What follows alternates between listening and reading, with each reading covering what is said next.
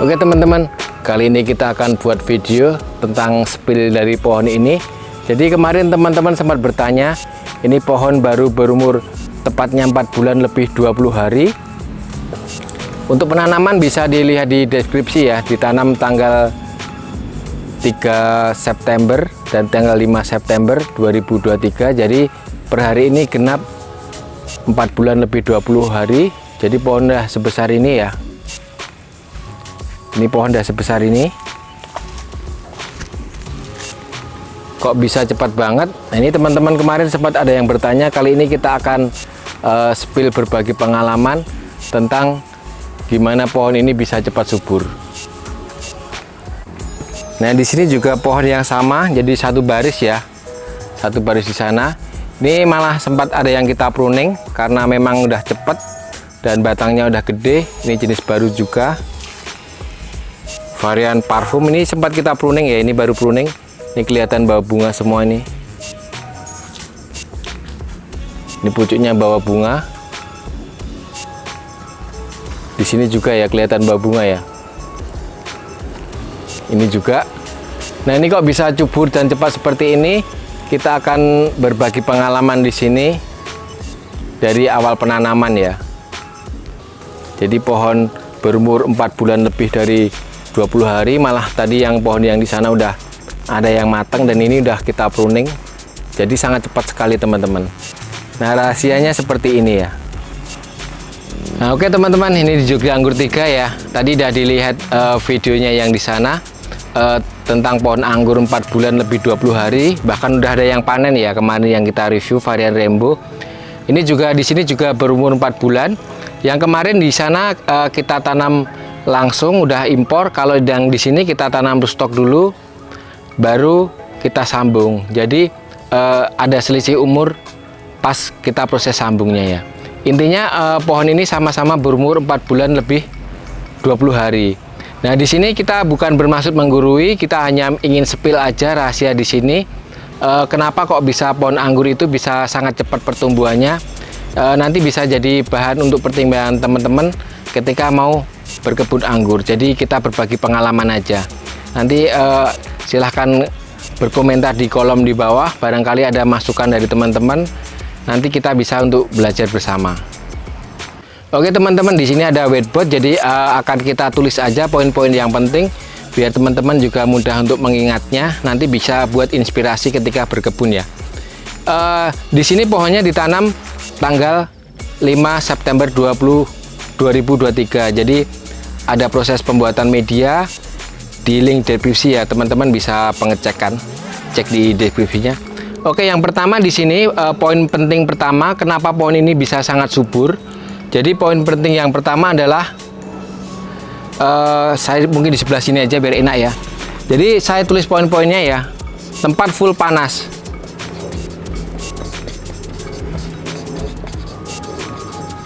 Jadi di sini tempatnya full panas teman-teman, tidak ada pohon peneduh lainnya. Di sini tempatnya di pinggiran sawah.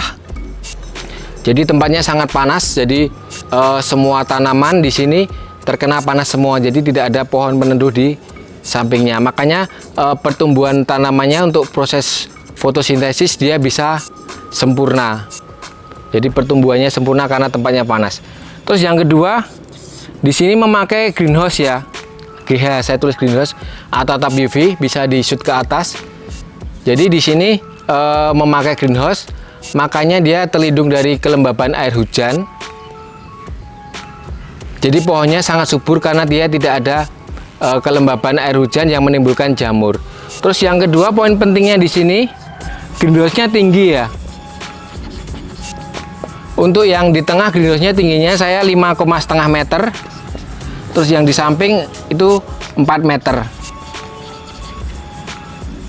Yang di tengah 5,5, yang samping 4 meter. Makanya kalau tempatnya tinggi di sini bisa secara analisis dia sirkulasi udaranya sangat bagus. Sirkulasi udara bagus berganti, makanya kelembabannya udaranya selalu berganti, tidak ada kelembaban yang menumpuk sehingga tidak ada jamur. Di sini nyaris 100% tidak ada jamur. Jamurnya tidak ada ya. Jadi karena musuh utama dari habitat anggur ini negara subtropis, pindah ke negara tropis, dia tumbuh jamur, greenhouse-nya tinggi, makanya dia tempatnya tinggi, sirkulasi udara bagus, jadi tidak ada jamur, makanya pertumbuhannya sangat bagus. Itu adalah poin penting 1 dan 2. Yang ketiga, ini media tanam. Jadi media tanam di sini seperti yang teman-teman kalau mau lihat pas campurnya ada di link deskripsi.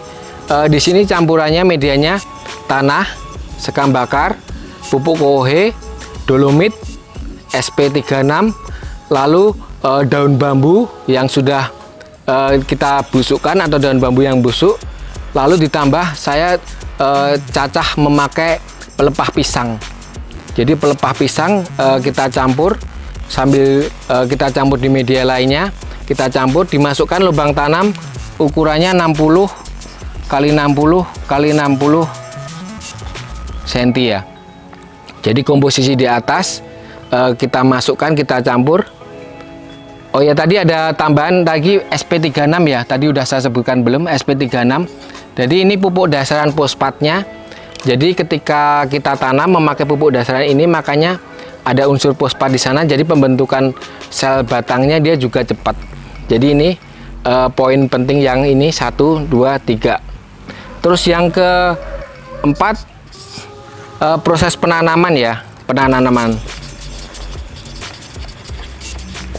Nah, proses penanamannya di sini kita langsung tanam aja karena pupuk kandangnya sudah fermentasi ya. Jadi pupuk kandangnya ada fermentasi, teman-teman. Untuk perbandingannya yang lebih jelas ada di deskripsinya, bisa dilihat. Untuk penanamannya kita langsung tanam aja biasa. Jadi setelah pembuatan lubang tanam selesai langsung kita tanam. Lalu kita tanam seperti biasa. Jadi langsung tanam aja.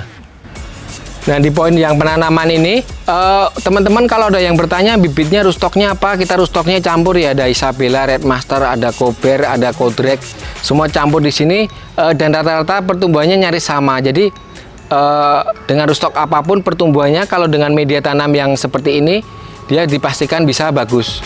Jadi rustok tidak terlalu berpengaruh ya. Yang penting media tanam. Ini yang penting poin ini, poin penting ini tercukupi. Dengan rustok apapun dia pasti sangat subur. Terus setelah penanaman, yang kelima adalah pemupukan ya. Pemupukan dan bisa penyiraman sekalian. Untuk penyiraman di sini saya 2-3 hari sekali ya. Jadi tidak saya siram. Penyiramannya memakai pipa seperti ini. Tolong di-shoot, Mas. Memakai pipa listrik ya. Jadi kita lubangin, lalu kita salurkan ke jet pump. Jadi kita buka selama sekitar 20 menit mengalir, udah cukup. Jadi penyiramannya seperti itu.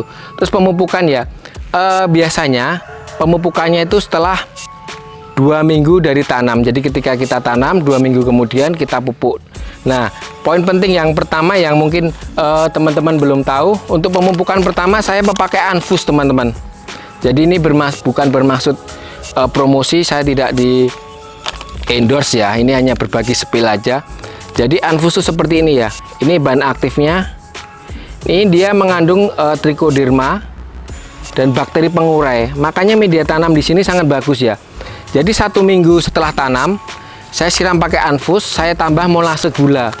Jadi memakai gula Jawa bisa, ini sepucuk sendok Anfus kita larutkan dengan gula, kita siram. Kalau mau Anfusnya lebih maksimal, nanti kita bisa bikin konten yang lain lagi. Jadi intinya setelah penanaman, seminggu penanaman saya pakai Anfus. Jadi dalam media itu dia terdapat trichoderma ya dan bakteri pengurai. Jadi ketika pupuk media tanam tadi di dalamnya, dia terurai dengan bantuan Anfus dan bakterinya. Jadi ketika mikroba itu mengurai, makanya dia sel-sel yang dibutuhkan tanaman akan terurai dan pertumbuhannya tanaman jadi cepat ya. Ini yang poin pertama pemupukannya saya pakai Anfus. Saya pakai Anfus. Jadi 1 minggu setelah tanam saya pakai Anfus. Terus setelah itu 2 minggu setelah Anfus, 1 minggu kemudian saya pupuk pakai organik urin kelinci ya.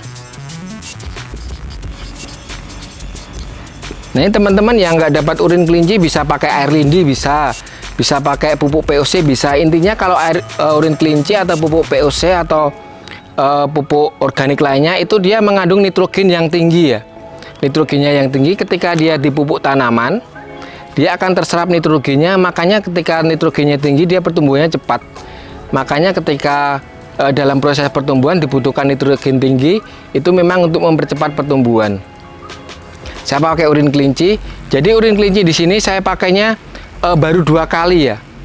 Setelah 2 minggu penanaman, terus sebulan kemudian. Nah, di selang itu saya memakai pupuk NPK 16-16 saja biasa. NPK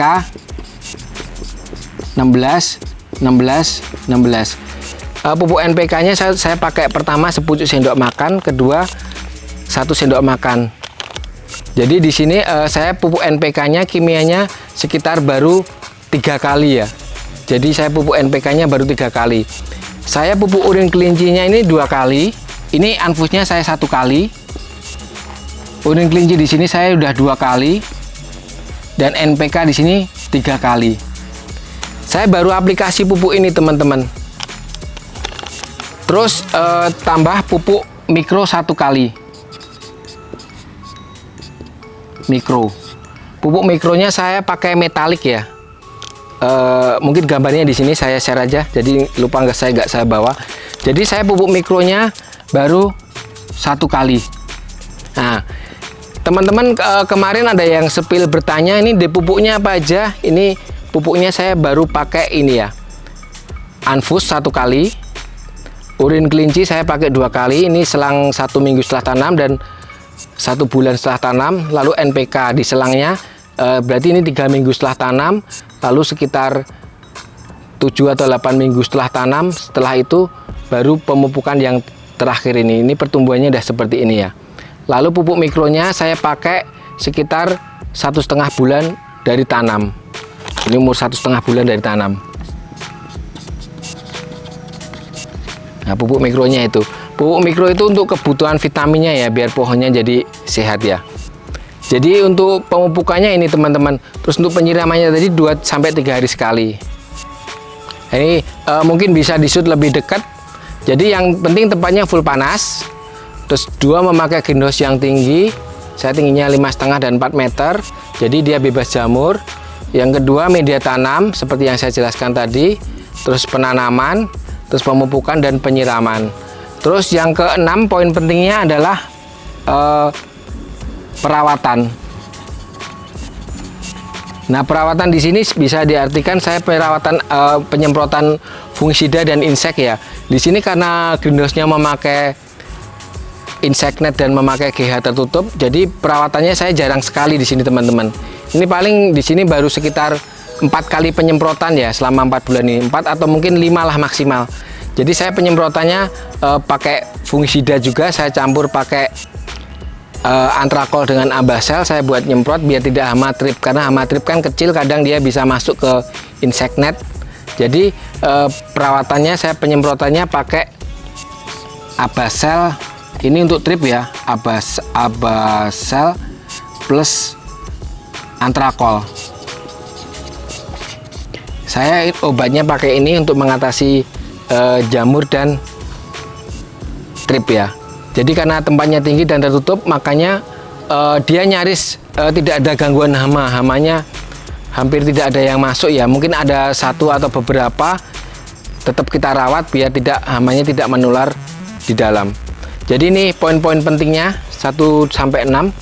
Terus kenapa itu bisa berbuah yang di belakang tadi? Saya sebenarnya belum memakai pupuk generatif yang di belakang, mungkin hanya karena pohonnya terlalu subur ya, dia menghisap nutrisi di bawah seperti unsur kalium dan fosfatnya. Makanya ketika kita melakukan axle break kemarin, ada beberapa tunas yang pecah nggak sengaja bawa bunga.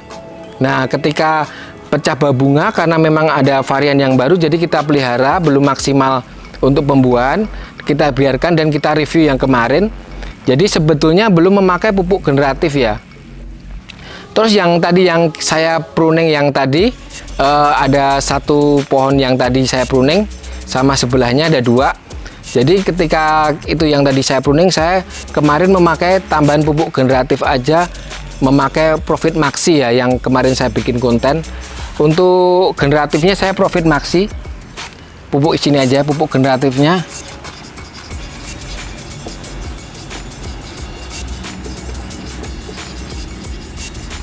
Jadi karena memang sebenarnya belum waktunya pruning ya, karena saya penasaran aja, terlalu subur dan beberapa tunas ada yang mengeluarkan bunga.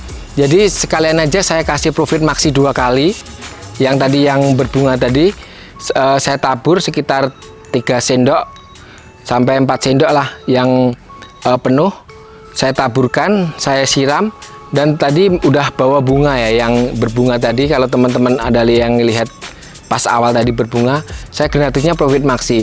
Tapi untuk yang di belakang yang paling depan yang varian Rainbow itu saya belum memakai pupuk generatif ya, baru pupuk ini aja karena pohonnya udah terlalu subur, medianya bagus. Makanya ketika kemarin extra break keluar bunga, jadi bawa bunga kita pelihara dan sampai hari ini. Jadi itu sebenarnya belum waktu pruning tapi udah berbuah. Makanya kemarin ada yang bertanya, padahal pohonnya baru 4 bulan 20 hari ya. Saya hitung per hari ini baru berumur ini ya, udah panen.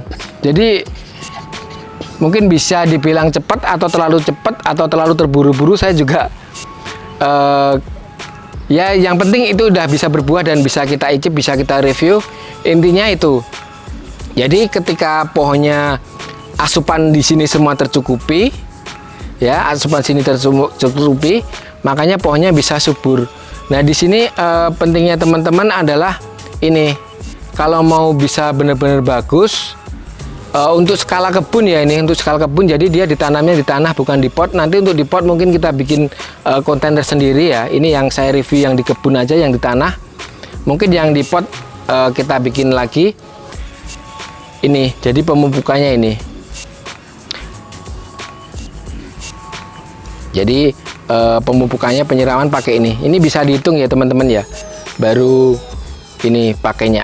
Jadi terbilang untuk pemupukan sangat irit sekali ya, karena kita tidak membutuhkan pupuk yang banyak. Hanya ini media tanam bagus. Makanya selalu ketika saya bikin konten itu adalah pentingnya media tanam dan tempat. Ini yang paling penting ya. 3 ini.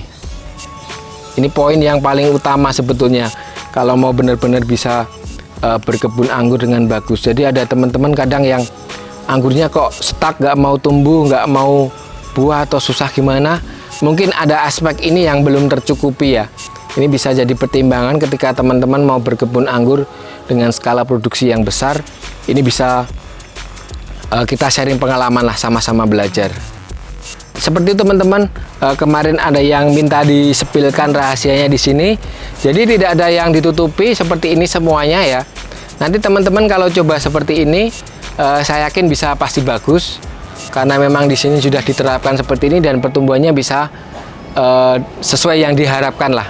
Mungkin belum terlalu maksimal, tapi setidaknya mendekati angka yang bagus untuk sebuah pertumbuhan anggur. Jadi ini poin-poinnya ya. Mungkin agak di shoot mas, biasa teman-teman mungkin bisa melihat seperti ini. Jadi untuk penyiraman tetap sama 2-3 hari sekali. Jadi tidak tiap hari ya, biar media tidak terlalu lembab.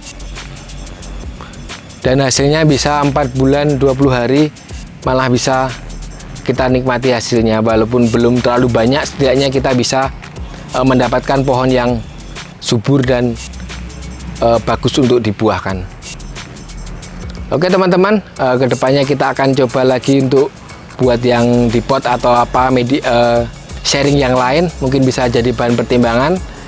Jadi kalau ada masukan dari teman-teman bisa kolom di komentar, kita bisa sama-sama belajar. Terima kasih, salam sehat selalu, salam Jogja Anggur.